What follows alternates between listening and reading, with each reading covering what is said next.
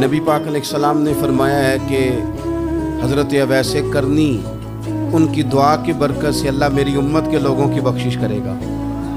اور جب میں نے یہ سنا کہ حضرت مولا علی جیسے لوگ، حضرت عمر فاروق جیسے لوگوں کو جبہ دے کے بھیجا گیا ہے، اور حضور نے بھیج کے کہا ہے کہ اویس سے کہنا میری امت کے لیے دعا کریں، تو فرماتے ہیں میرے سینے میں لو لگ گئی کہ میں حضرت اویس کرنی سے دوں، میری طبیعت لگ گئی، میرا شوق آ گیا کہ میں خواجہ اویس کرنی رضی اللہ تعالیٰ عنہ سے ملوں۔ میں نکل پڑا، اللہ کے بندے کے لیے نکلا۔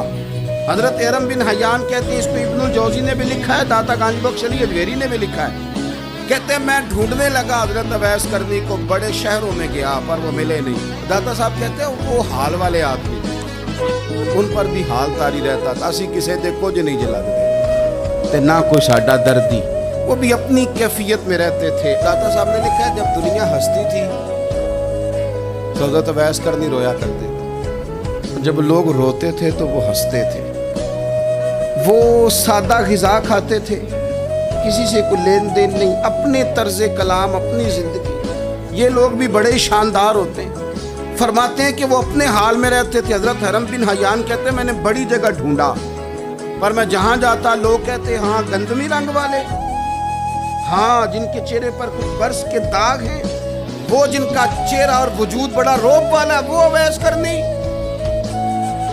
کہتے ہیں میں ڈھونڈتا ڈھونڈتا جس شہر میں جاتا لوگ کہتے وہ آئے تھے پر چلے گئے۔ وہ کسی نے کہا تھا نا اویسیوں میں بیٹھ جا، بلالیوں میں بیٹھ جا، صفیں تو سب بچھی ہیں تو عشق والیوں میں بیٹھ جا۔ فرماتے میں وہ صفیں تلاش کرتا ڈھونڈتا، نہ ملے مجھے، بالآخر میں عراق پہنچ گیا۔ نہر فرات کے کنارے ساری دنیا سے علیحدہ ہو کے وضو کر رہے، کہتے ہیں میں پیچھے کھڑا ہوں، میں نے جا کہا السلام علیکم، تو حضرت اویس کرنی چہرہ اٹھا کے کہنے لگے وعلیکم السلام حرم بن حیان۔ تو میں نے کہا حضور آپ مجھے جانتے ہیں؟ فرمانے لگے عارف تو روحی من روحی کا، میری روح تیری روح کی جاننے والی ہے۔ کہتے ہیں میں نے کہا حضور کو نصیحت کر دیں، تو فرمانے لگے پہلی نصیحت تو یہ ہے کہ آج کے بعد مجھے ملنے نہ آنا، میں نہیں پسند کرتا، میں تنہا رہنا چاہتا ہوں، مجھے نہیں شہرت اچھی لگتی، میرا نہیں دل کرتا لوگ میرے پیچھے بھاگے، آج آیا ہے آج کے بعد نہ آنا، بس چھوڑ دے مجھے میرے حال پہ، میں اپنی زندگی اپنے حساب کے مطابق گزارنا چاہتا ہوں، تو آج کے بعد نہ آنا۔ اور پھر فرمانے لگے اگلی نصیحت یہ ہے کہ جو رب نے تجھے دے دیا ہے نا اس پہ راضی ہو جا، اگر اس پہ راضی نہیں ہوگا تو تکلیف میں رہے گا۔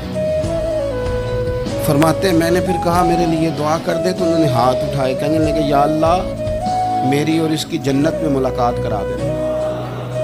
انہوں نے چہرے پہ ہاتھ پھیرے اور فرمانے لگے اب تو جا، میں کوشش کروں گا تجھے دعاؤں میں یاد رکھوں، تو بھی کوشش کرنا مجھے دعا میں یاد رکھنا۔ فرماتے ہیں یہ کہتے کہتے نا وہ رستہ بدل گئے، اور گلی کا کونا وہ جب مڑے تو پھر میں ڈھونڈتا رہا، دوبارہ زندگی بھر ملے نہیں، لیکن میرا پیار سچا تھا، وہ مجھے ویسے تو نہیں ملے پر خواب میں کئی دفعہ مل جاتے، اور خواب میری وچ بھی آیا ماہی، تو میں پھر وہ گل وچ پا لئیاں باواں، ڈر دی ماری اکھ بھی نہ کھولا، کتے پھر بچھڑ نہ جاواں۔